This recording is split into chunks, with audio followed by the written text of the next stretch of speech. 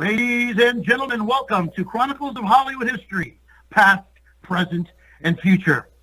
Welcome. And here now, Corey Gomez. Hello, everyone, and welcome to Chronicles of Hollywood History, past, present, and future. Today I am joined by the great, you know him as Joshua from Lionheart. I know him as Captain Trunk on Sledgehammer. I am joined by actor extraordinaire, Mr. Harrison Page. Thank you so much for joining me today. Hey, it's okay. Hey, I'm enjoying you calling me about this. It's terrific. Oh, thank you. The first question I always ask everyone: how did you get started in the acting business? Well, I was, I was looking to do something other than hang out. Mm-hmm. I had just gotten out of the military, and I came to California, not knowing whether I was going to survive in California or not, because I had about $100 in my pocket, and that was it. Mm-hmm. I actually prevailed because I guess I'm kind of resourceful. I started going to college, and I majored in theater, and that's when I said, "Oh, I got this bug now." Okay, but years before that, my mother had talked to me about this because she was a fan of soap operas, and so I'd have to watch soap operas. We're talking way back in the 40s. I'd watch soap operas. I didn't like them at first, and I started watching them. Started liking them. One day she said to me, if you work hard, you might be able to do this too. And I thought about that for a while, and then I dismissed it. And then when I got to high school, I picked it up again, and by the time I got to California, I said, "Yeah, this is it. I got to do this." That's how I got started. And I became a member of I don't know if you've ever heard of them, but the Actors Studio. It's all those people like Meryl Streep, and it's Bob De Niro and Al Pacino, and and Marlon Brando was. A lot of really terrific actors are members of this thing. So I was able to do it. I had to audition for it, but I got in. And me getting into the Actors Studio was quite a feat for me, because I thought, I don't think they're going to take me. And they did. And that was kind of like a validation to me, I said, well, let me see what happens here. And that's it. That's how I got started. I got started also, I'm sure you wanted me to mention this, but this film called Vixen, I had just finished college. I was working as what they call a respiratory therapist at Cedars Hospital, not Cedars Sinai, but Cedars Hospital, Cedars of Lebanon it was called in those days. Mm-hmm. And I was working as a respiratory therapist, and I was actually trying to get my career going. And I got a call, not a call, I was reading in the newspaper this article where they were advertising for this character that was a draft dodger, and it was this guy Russ Meyer, and he read me and then said, "Yeah, I think I want you to do this." I said, "Okay, good." And that was the first time I'd ever been in front of a camera in my life. Yeah, and I told him, I said, I've never been in front of a camera. He said, "That's okay, you're gonna be good. You're gonna be good, I guarantee it." So I did it, and it's funny because you never know. You never know. You just go, you take the shot, you don't know. Mm-hmm. And that particular film, which was basically about breasts, but I had a little bit of a storyline as being a draft dodger, attacking the leading woman. So that happened, and it became a hit for its genre. It was basically, like I said, it was a X-rated thing. In those days, it was a big deal, that X-rated stuff. Well, he must have liked you because he put you in his next one, Beyond the Valley of the Dolls. Yes, he did. And he did it because he had invited the executives at 20th Century Fox to view the other film, Vixen, and they liked what they saw of me, so it all worked out very well. So that's how I got started, man. And after that, I just started to go. I own a few of your movies. One of them I own is Trouble Man. Oh yeah. I got about a little 2 minutes in there, I think. Maybe not that long, maybe about 30 seconds. I'm a huge 70s exploitation movie fan, so Oh, you are? oh God, yes, I'm such a weird fanatic about them. I even have like encyclopedias and books about the genres, so I try to research them as much as I can. Yeah, well, you're into it. You're into it, man. That's surprising. I didn't think I'd ever meet anybody during this period of time that was that liked what they call exploitation movies. Trouble Man, Candy Tangerine Man, all those movies, The Hitman. They all have the word man in them now as I'm saying them out loud, but no, they were fantastic. I saw them at a young age, and I just only liked them more as I got older. Mm-hmm. Well, that's good. That's good, man. Good. I saw somebody at Fox a few years ago, and I mentioned Beyond the Valley of the Dolls. I think it was one of the producers.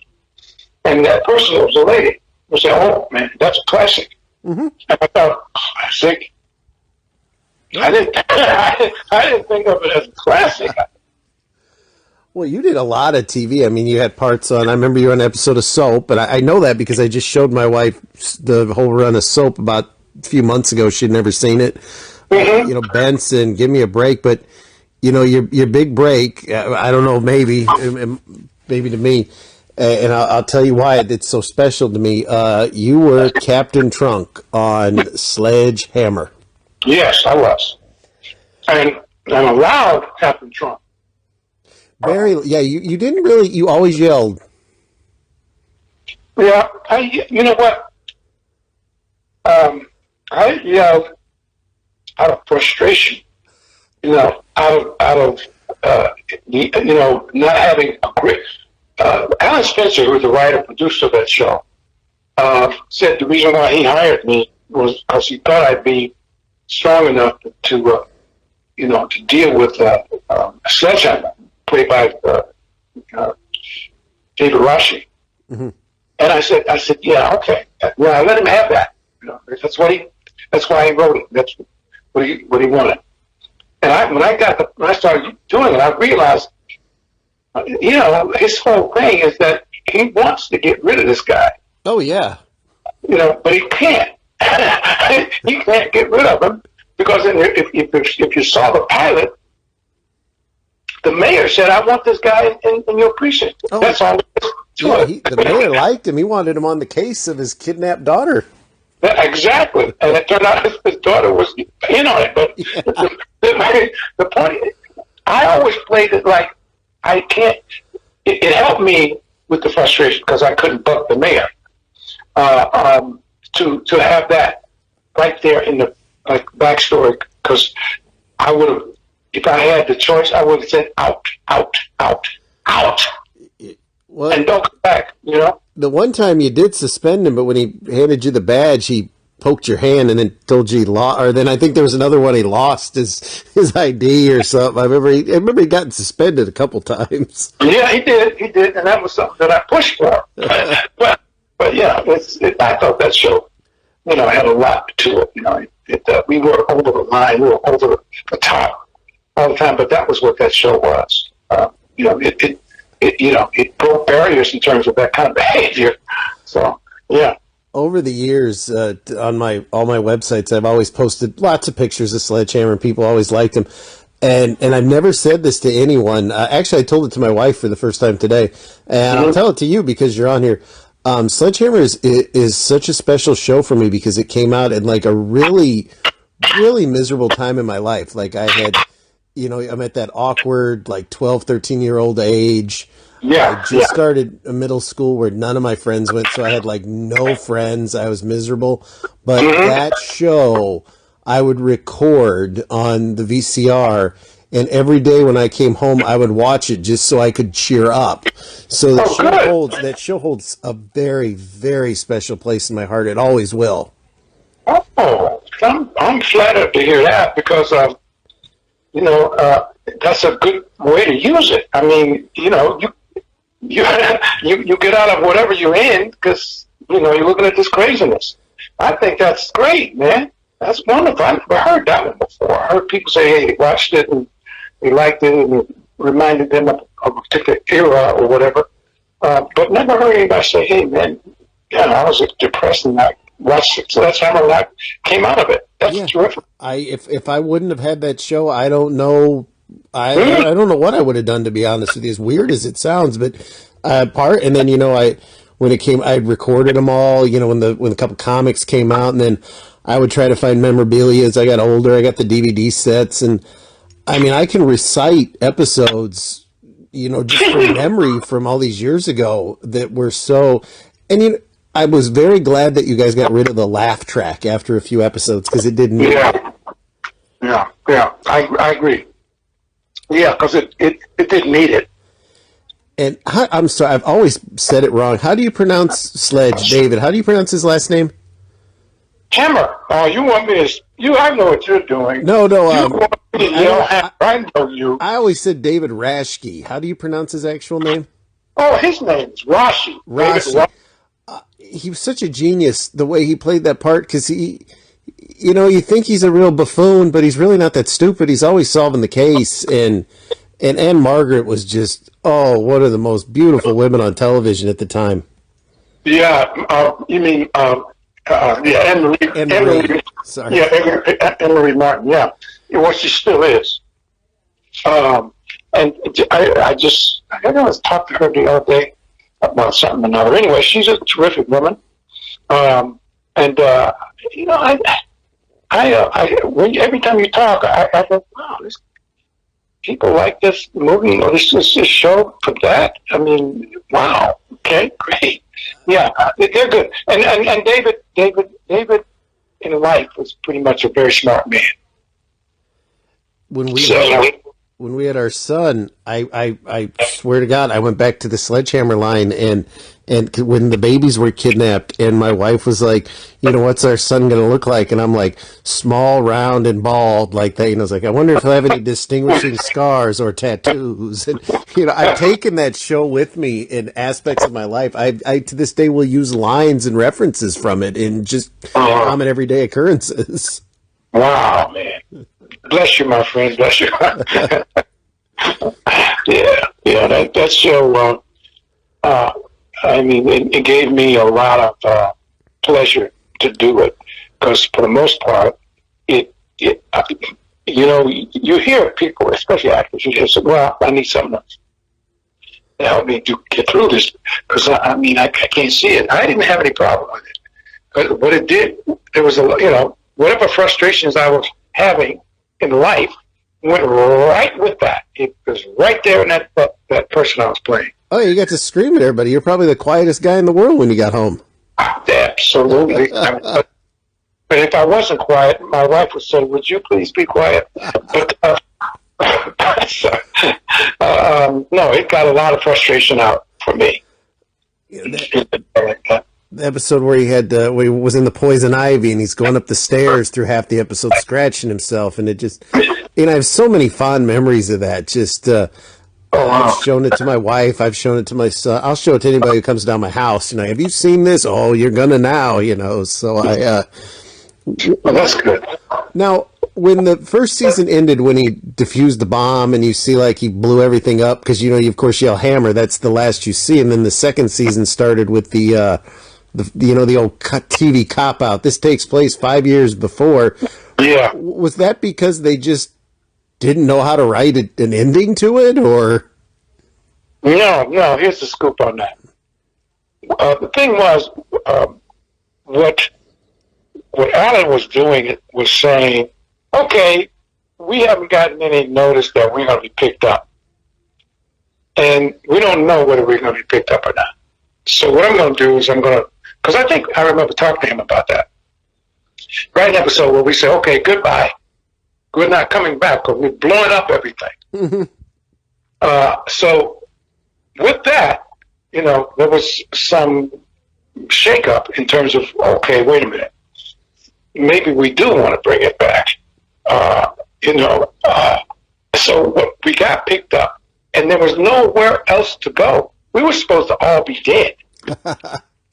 And there was absolutely nowhere to go except to say, well, no, this took place way earlier.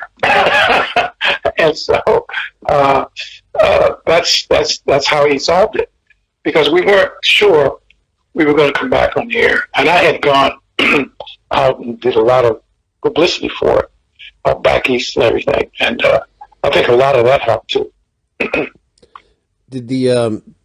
Now you guys clearly all had to have been best of friends in real life because the chemistry was so good. We had fun. We did. I don't think any of us really hung out. I used to hang out with David sometimes, and like I said, David is a lot like the character he's playing. But he's not like it. I mean, he's a very insistent person, just like Sledgehammer. And sometimes I'd say, would you? I remember once he wanted me to drive a car. I didn't want to drive. I don't know why he wanted me. He had a new car. He wanted me to drive the car. I said, I don't want to drive your car. And he said, no, you got to drive the car, man. And, I know what it was. It was that first Prius back there. I don't know what year that was. And he had one. And he wanted me to drive it. He kept insisting that I drive it. I said, I don't want to drive the car. Get away from me. Get away from me. I mean, in reality. So I would imagine that, what you saw on the screen was a lot of the way we were in life. He's that kind of a person. And, and so we had that same chemistry on the screen. And Anne-Marie, she's exactly like she was on the screen. She's very sweet, very smart, and very attractive, very sexy, the whole bit. I always was wondering, well, am I ever going to see her in another show? Because I saw both of you guys in plenty of things, and then come to find out she's one of the co-writers of Twister. Yeah, she was one of them. I really never talked to her about that much, but yeah, she was. I did say something once. I said, "You wrote that. You wrote Twister." She said, "Well, I had help. She was married to a genius. So, but that's what she's done." I actually was going to do something, and I said to her, I may do this. I would love to have you do it with me. And she said, okay, let me know. She's just that sweet lady. I had a big kind of kid-type crush on her. It wasn't like, a guy, hitting on a lady or whatever. But it was kind of a crush on her because she was just a sweet and very strong in that show. With the way she handled him, she's very good. Oh, 12, 13-year-old me had a huge crush on her. And I liked the episode where she got hit in the head and she started acting just like him, and it drove him insane because she was even meaner. That was another great one. Yeah, that's her. She can do that stuff. Yeah, that's a very, very beautiful woman. Did she, because, I tried to reach out to her, but she doesn't list anything. Did she just kind of get out of the business in general? You're asking the wrong person. I don't really know what she's doing with her life. We don't really talk about that.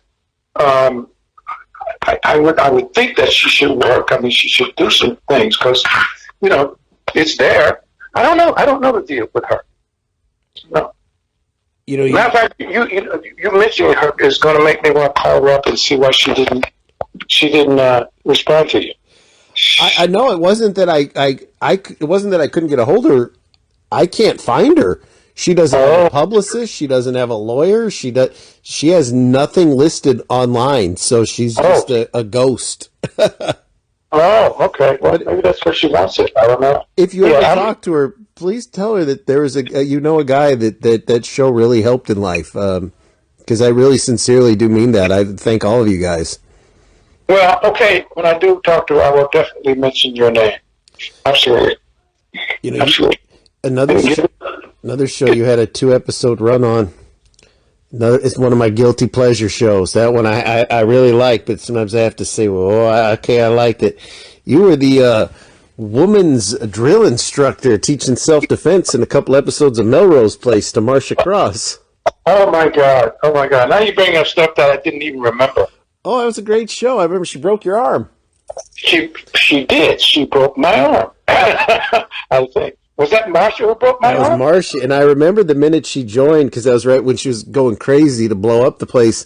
I'm watching it with my wife, who's probably my girlfriend at the time, and I was like, honey, she better not fuck with him. That's Captain Trunk. And she just kind of looked at me like, what? And I was like, that's Captain Trunk. He's teaching the lady. She's like, I have no idea what you're saying to me right now.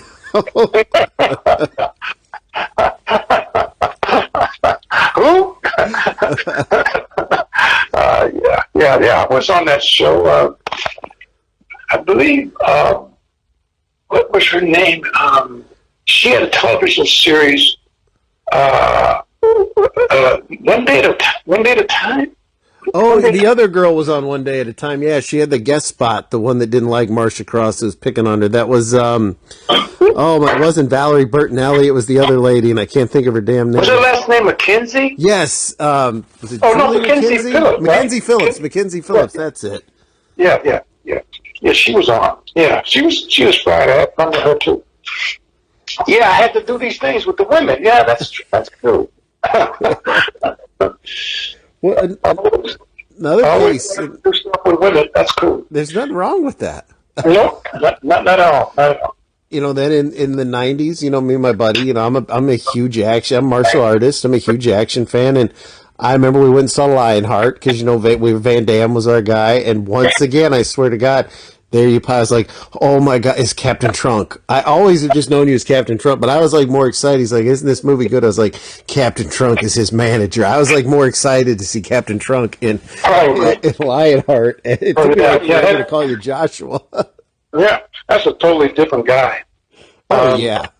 Yeah, that's a guy that was a hustler, a homeless guy. You know, would do anything to you know, pick up a loose change anywhere. But you ended up taking care of the whole family, though. So you did have the, you know, the heart of gold at the end there, so to speak. Yeah. You know what? It's really good when you can, when I can portray a character, a person who you think in the very beginning that he's this real butthole, and then you wind up seeing him be really a real human being and doing something selfless. I kind of like that. And I think that's why a lot of people like that character. It was a great movie. Do you have a lot of good memories about that film? Oh, yeah. I have great memories, man. You know, and I have memories that are not so great because it was these scenes where he was doing at night. It was freezing. The fight scene at the very end where he beats this guy up. I think he's going to lose. Oh yeah, Attila. Yeah, Attila. Yeah. It was cold. Oh, it was very cold that night, and you know, I'm trying to somehow or another, you know, have some emotional experience right there, and it was difficult. But I enjoyed as an actor. I enjoyed having a storyline, you know, that had 3 acts in it. Mm-hmm. And that gave me a lot of pleasure. And that part was funny because my dad was a musician, played the piano, and I never really saw him. I mean, he left before I was born. But actually, I did get an opportunity to see him like a couple times for, you know, a couple of hours. And one time, his mother died, my grandmother. I saw him, and he talked to me about what happened and all that stuff, and like apologized. And he was extremely proud of me, though. And I kept wishing that he had been around, you know, when I was growing up, so I could know him, you know, see who I am. Mm-hmm. But what I got from him was his behavior and personality.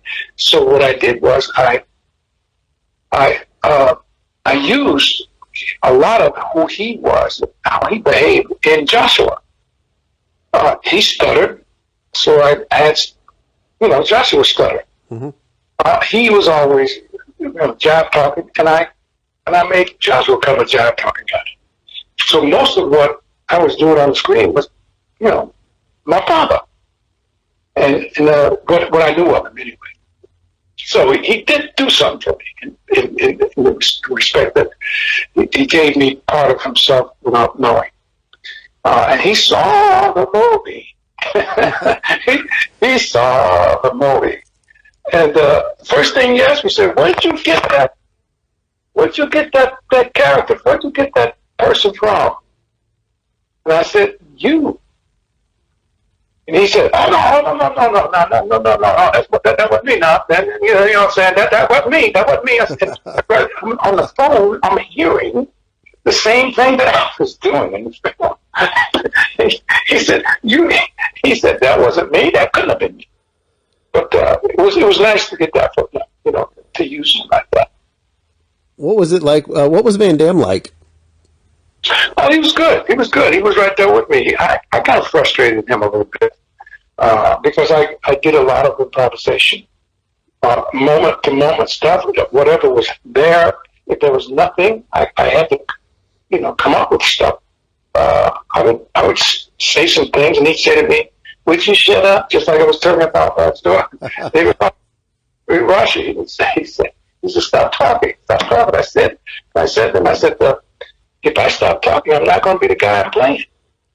This guy talks all the time. He's always trying to find a way to hustle somebody out of something, even a sandwich, even paying for a sandwich.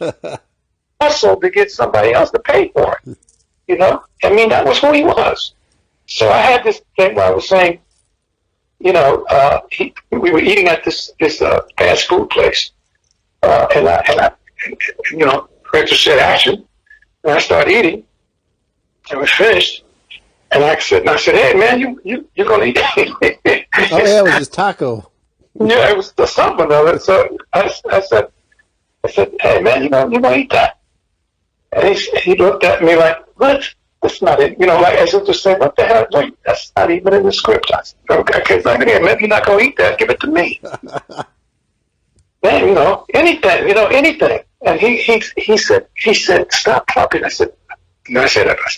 So I pointed to the guy behind the counter as if to say, you know, collect. What he did was he put down the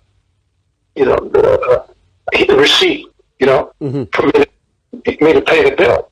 That wasn't in the script either. So I told him, I said, give it to him.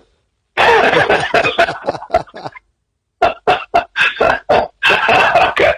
When I think about that, it makes me laugh. I said, give it to him. You know, there was a couple of things that kind of upset him, but I think all in all, he liked what I was doing. He said it a couple of times. He said, "You're really terrific in this thing." So, you know. The fight you had at the end with Attila, the one where you told him, you know, the real dramatic moment where I bet it all on Attila, and he just, wrong bet, and he gets up, you know, to win the fight. Was that a lot of choreography, or did those two guys just beat the crap out of each other? Because a lot of those punches did not look pulled. They were very. With some really terrific stunt coordinators. None of those blows hit the mark. Oh, and not one, not even one. But those guys are so good at it, and Van Damme's very good at these things. You know, the fight scenes and stuff like that. But nothing connected. And he did some pretty damn good acting in that too. You know, at the very end, where he says wrong bet, and then when it's over with, he's you know, he's exhausted. He's talking and stuff, and he's about ready to hit the guy again, but he doesn't hit him. All that stuff was written, and he did a damn good job with it. A damn good job. I liked how you just kept yelling, "That dude's gonna kill your ass." I mean, that was a great line. I mean, yeah, that's again, that was not scripted. Well, no, I think part of it was. But I just carried it a little further than was written. That's all. I put that in his top 3 films. That's actually one of my, you know, another one that I got to. It's pretty cool because I got to show my son Sledgehammer. I got to show him Lionheart. You know, of course, he likes both.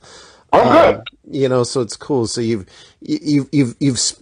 found a new generation of fans, so to speak.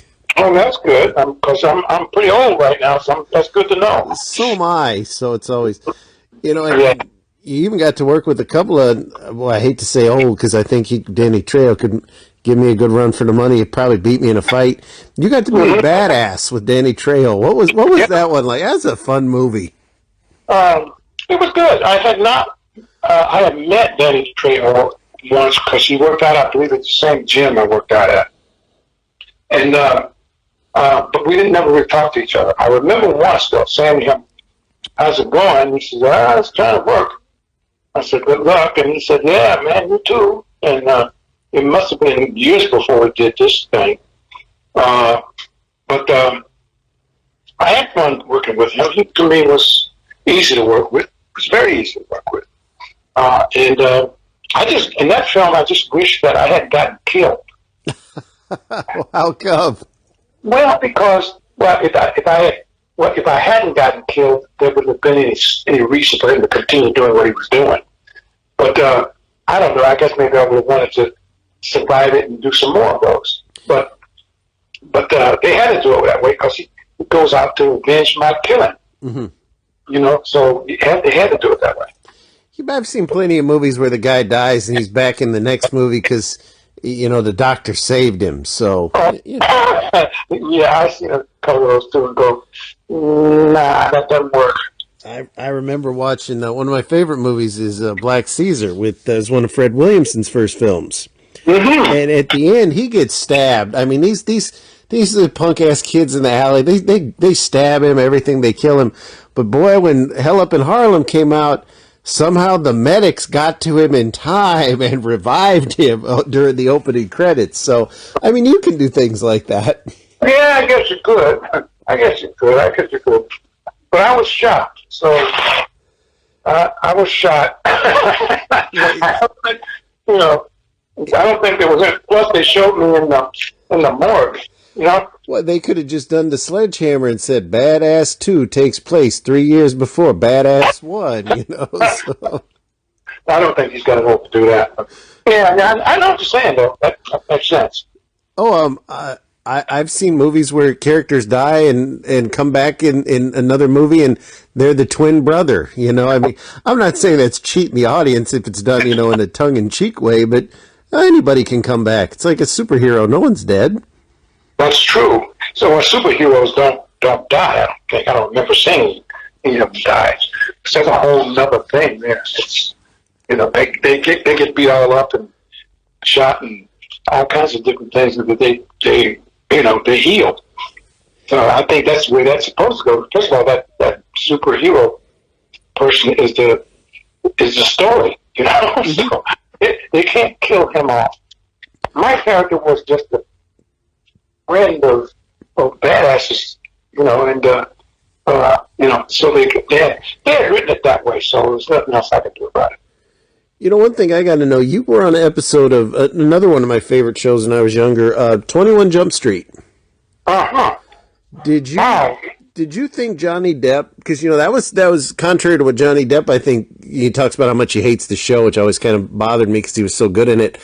Did you think that this teen heartthrob, so to speak, at the time, would go on to be, one of the great, in my opinion, probably the greatest actor out there right now? Did you see that he was going to go on to that kind of fame? No, there's no way for me to guess, or anybody for that matter, what was going to happen with Johnny Depp. I think a lot of people thought that was just kind of a fad. It was just kind of a thing, Johnny Depp. Even the name Depp, Johnny Depp, is you go, it's like saying, Johnny Guitar or somebody. I mean, it's but I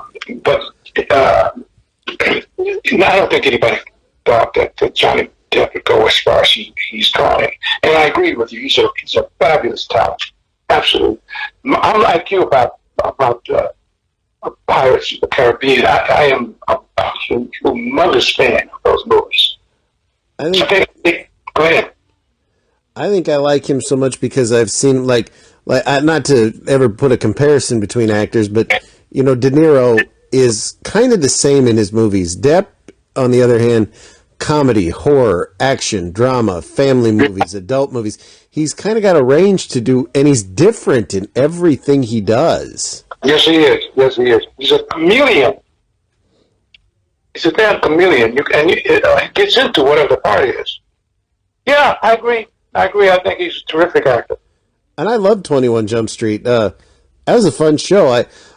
I don't know if it would get made now because people always bitch about entrapment and everything like that. And I guess the only creepy thing was the 30-year-old undercover cops borderline hitting on the high school girls. But other than that, I thought it was Stephen J. Cannell. I mean, it was a good show.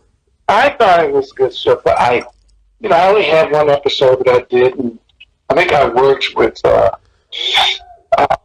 guy who was playing the boss, he was a lieutenant or sergeant or whatever he was. Oh, Stephen Williams? Yeah, he was. Yeah, I had one scene with him. And by the way, coincidentally, the kid that I was harassing later on became one of the officers on JAG. That kid on 21 Jump Street, I don't know if you remember it, that I was yelling at. I think I was a drill sergeant or something. Yeah. Him that I was talking about, your mama don't know, or something like that. He went AWOL when he cracked you with the jousting, with the javelin there. Okay. You remember a lot better than I do. It's called I Have No Life. No, that's not true. I mean, I'm not that about movies too. I have been since I was 8 years old.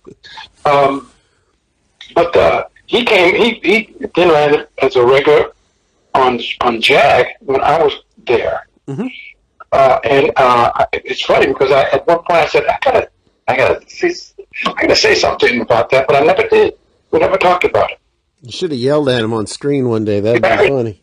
That's what I should have done. I should have said, yo, daddy ain't here, yo, mama ain't here, I'm here. I should have done that.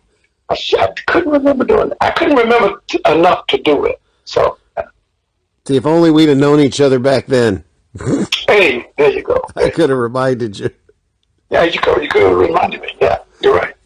What do you, because I know it's kind of split. I mean, you've done so much, but, there's people like me that know you as Captain Trunk. All action fans all know you as Joshua.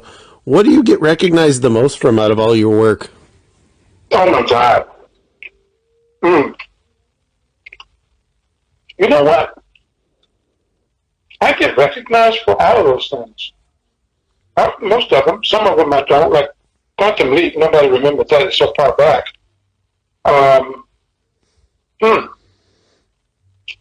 Okay, let's just. I think more than anything is your favorite. Sledge. Trunk. Yeah, I think mostly. And second, I think it's Lionheart. I think people remember me. A friend of mine called me the other day who had just seen this Columbo episode that I did, and he said, I didn't even know you were on there. I said, man, that's great work. And he's an actor, too, actor, writer, director. You know Ted Langes, right? I do. Yeah. One of my best buddies. A few years ago when I got the DVD sets and I was rewatching them, you were in an episode of What's Happening Now. Oh boy, you got all these shows that I don't remember doing. I tell you what, when we're done, I'll snap you a picture of my basement, and I think the amount of DVDs and Blu-rays will terrify you. But I don't believe this. Well, I the only part I really liked about What's Happening Now was that Fred Rerun Barry was a car salesman. I thought that was good casting, and other than that, I could have taken her left. That was a spinoff. I could have taken her left. Yeah. I was. Yeah, I wasn't. It wasn't that I didn't like the people on it. They were terrific. Anne Marie Johnson was in that show, and I liked her a lot. I liked her as a person, but I wasn't a big fan of. I be very honest with you, and I really hate to say this, so I don't want to be taken the wrong way, because it's not arrogance. But